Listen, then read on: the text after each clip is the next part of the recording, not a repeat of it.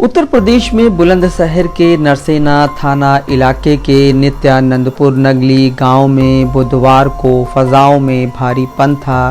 गांव का हर घर घोर अंधेरे में डूबा था। हर आंख नम थी, हर जुबान पर बस एक ही सवाल था, आखिर इतनी क्रूरता कहां से आई जो एक मासूम का गला घोंटते वक्त हाथ भी नहीं कांपे। पुष्पेंद्र और उनकी पत्नी का जीवन उनके 18 महीने के बेटे माधव के इर्द गिर्द ही घूमता था। माधव उनका चिराग, उनकी सबसे बड़ी हंसी, उनकी आंखों का तारा था। जब वह आंगन में अपने छोटे छोटे कदमों से दौड़ता था तो पुष्पेंद्र अपनी खेती की सारी थकान भूल जाते थे। मंगलवार की शाम जब दिन डूब रहा था, माधव खेल रहा था, एक पल की चूक हुई और वह गायब हो गया। पुष्पेंद्र और उनकी पत्नी के लिए तो सांस लेना मुश्किल हो गया। मासूम को ढूंढते हुए पुष्पेंद्र की आवाज़ गांव की गलियों में पागलों की तरह भटकने लगी।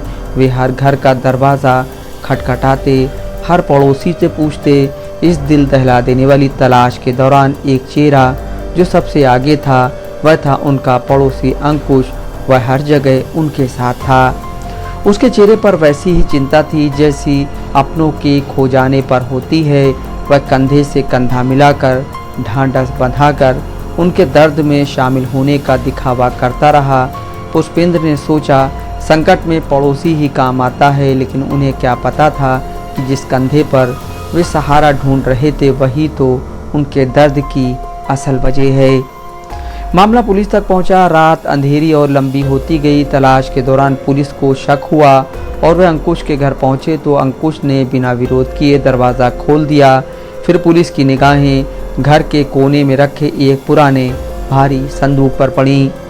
जब संदूक का ढक्कन खुला तो पुलिस की भी रूह कांप गई। संदूक के अंदर रजाई के नीचे माधव का छोटा सा शरीर सिकुड़ा हुआ पड़ा था। उसकी आंखें हमेशा के लिए बंद हो चुकी थी। उसके छोटे होंठ जिस पर मुस्कान थिरकती थी हमेशा के लिए शांत थे। नित्यानंदपुर नगली गांव में मंगलवार शाम संदिग्ध हालातों में लापता हुए 1.5 साल के मासूम माधव की हत्या कर दी गई थी। पड़ोसी अंकुश ने गला दबाकर मारने के बाद शव को घर में रखे एक संदूक में रजाई के अंदर छिपा दिया था। किसी को शक न हो इसलिए वह मासूम के परिवार वालों के साथ तलाश में भी जुटा रहा। नित्यानंदपुर नगली में रहने वाले पुष्पेंद्र खेती बाड़ी कर अपना और परिवार का भरण पोषण करते हैं। उनका मासूम बेटा माधव मंगलवार शाम को घर के बाहर से खेलता हुआ अचानक लापता हो गया था। परिजनों ने काफ़ी तलाश की लेकिन वो नहीं मिला।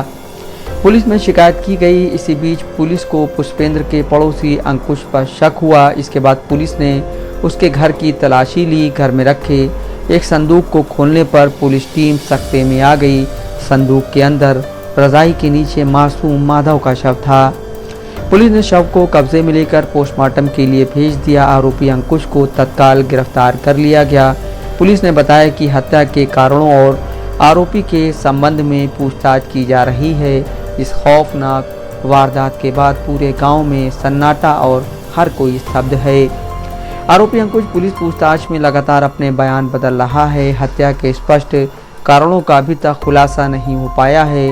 पुलिस गहराई से पूछताछ कर रही है ताकि इस निर्मम वारदात के पीछे की असली वजह सामने आ सके। माधव के माता पिता की चीत्कार सुन गांव में मातम पसरा है।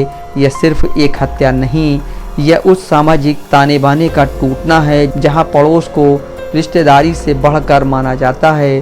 पुलिस माधव का बेजान शरीर संदूक से निकाल कर तो ले गई, लेकिन उसकी मासूमियत हमेशा के लिए उस संदूक में दफन हो गई। चांद खान, दस्तक लाइव न्यूज़।